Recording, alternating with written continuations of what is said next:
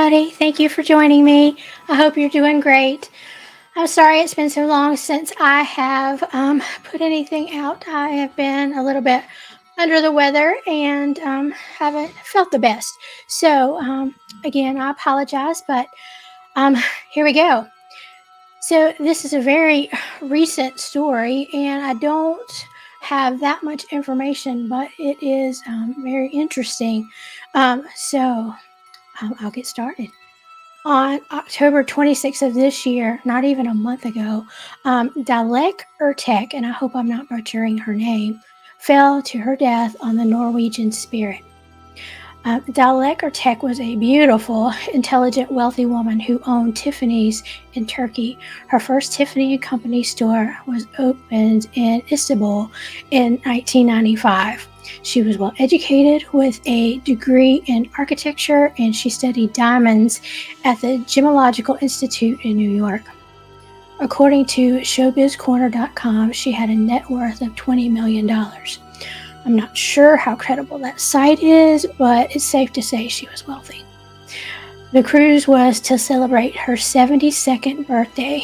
She was accompanied by an unnamed Swiss boyfriend that was supposed to be age 74. This cruise sounded like an absolute dream. They boarded on one of the French Polynesian islands on October 23rd and would dock on several more other islands, including Bora Bora, and complete the cruise in Honolulu, Hawaii.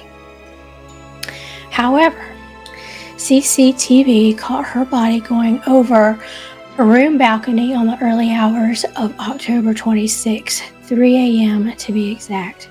She fell into the Pacific Ocean off of the coast of Tahiti.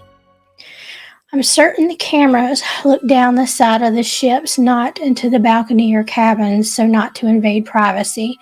I don't know how much information can be seen from this footage other than the obvious, but I do know that Miss Ertek was a tiny lady.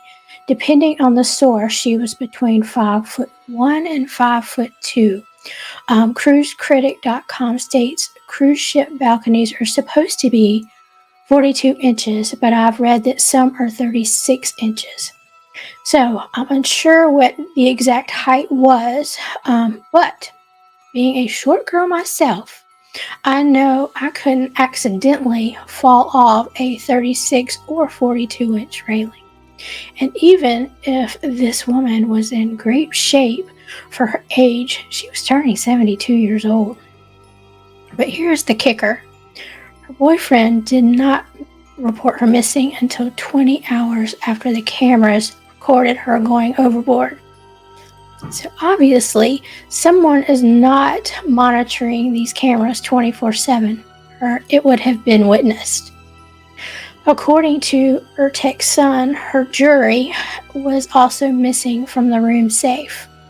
And you know the owner of Tiffany's is going to have some jewelry, especially when you see the pictures of this woman and how beautiful and elegant she was. You know she's going to have some beautiful jewelry, probably worth quite a substantial amount of money.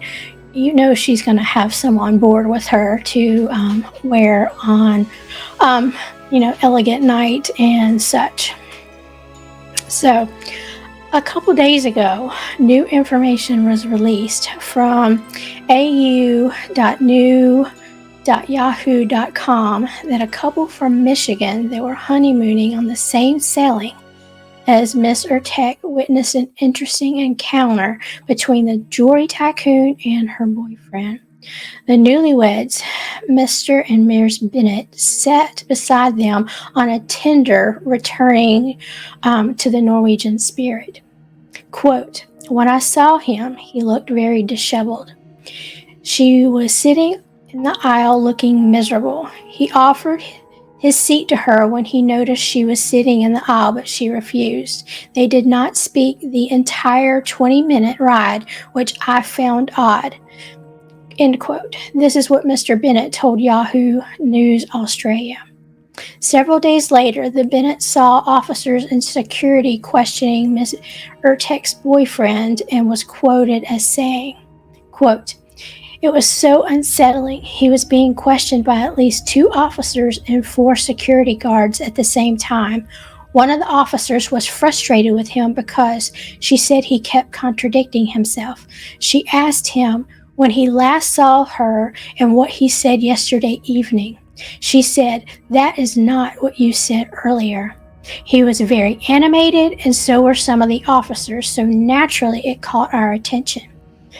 We would also see them passing out printed pictures of her to security workers." End quote. As suspicious as this looked, the unnamed boyfriend has not been charged. There was not enough evidence. He disembarked and returned back to Switzerland. How can this even happen? Did they search his luggage for her jewelry? I mean, it was stated that he was observed until they disembarked, but okay, they observed him, but how does this even matter? The evidence is overboard now. I mean, what does that matter? I'm baffled. Did they search his luggage? I mean, it just amazes me that this could even happen. It is said that the family is pressing charges against the vessel's operator. You guys, this is such a terrible story. This woman had such a life, such going for her. She had such an incredible life. I'm so sorry for her son and family and the people in her life that we don't even know about. I'm so interested to know more information as it evolves, and this is so new. I mean, more information is bound to come out in the future, and the more that comes out, I will update you as I have it. But thanks so much for listening to this short video, and I will hope to have more come out soon. Thanks so much, and please like and subscribe, and please comment if you know any more than I do, and if you have anything to say. Thanks so much, and I hope you have a great afternoon. Thank you.